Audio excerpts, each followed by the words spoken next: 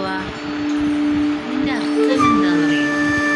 ഇതിൻ്റെ അർത്ഥം എന്ന് സിമ്പിളാണ്. അതായത് നിങ്ങളുടെ എന്തെങ്കിലും നല്ല ക്വാളിറ്റീസ് അതെന്തെങ്കിലും ഉണ്ടെങ്കിൽ അത് കുറച്ചും കൂടി ഒന്ന് ഇമ്പ്രൂവ് ചെയ്യാൻ നോക്കുക.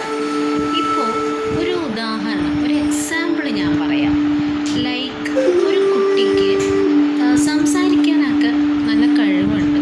പക്ഷേ ഈ സ്റ്റേജ് ഫിയർ എന്ന കാരണം ആ കുട്ടിക്ക് ശരിക്കും സംസാരം എന്തെങ്കിലും ഒരു ടോപ്പിക്സ് കൊടുക്കുമ്പോൾ ശരിക്കും സംസാരിക്കാനുള്ള ഒരു പേടി, ആ ഒരു കോൺഫിഡൻസ് ലെവൽ ലോ ആണ്. അപ്പോൾ അങ്ങനെയുള്ള ഒരു എക്സാമ്പിൾ മാത്രമാണ്.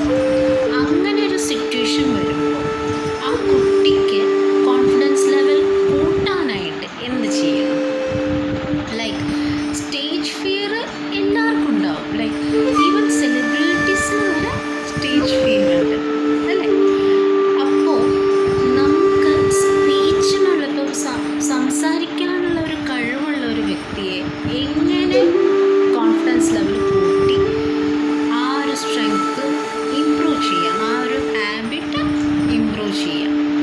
അപ്പോൾ ആദ്യമായിട്ട് ഏതെങ്കിലും ഒരു ടോപ്പിക്ക്, ഇഷ്ടമുള്ള ഏതെങ്കിലും ഒരു ടോപ്പിക്ക് സെലക്ട് ചെയ്ത് എന്നിട്ട് നമ്മൾ കണ്ണാടിയിൽ മിററിൽ നോക്കിയിട്ട് സംസാരിക്കും. അങ്ങനെ സംസാരിച്ച് നമുക്കൊരു കോൺഫിഡൻസ് കിട്ടുമ്പോൾ മാക്സിമം ഒരു 2 weeks അതിനുള്ളിൽ നിങ്ങൾക്ക് ആ ഒരു കോൺഫിഡൻസ് ലെവൽ എടുക്കാൻ പറ്റും. അപ്പോൾ വീട്ടിലുള്ള ആരെങ്കിലുമായിട്ട് ഈ ടോപ്പിക്ക് പ്രാക്ടീസ് ചെയ്ത ശേഷം ഒന്ന് സംസാരിച്ച് നോക്കുക. അവിടെ ഇവിടെ സ്റ്റാർട്ടിങ്ങിൽ തെറ്റ് പറ്റും, പിന്നെ അത് നമുക്ക് ഓവർകം ചെയ്യാനായിട്ട് പറ്റും.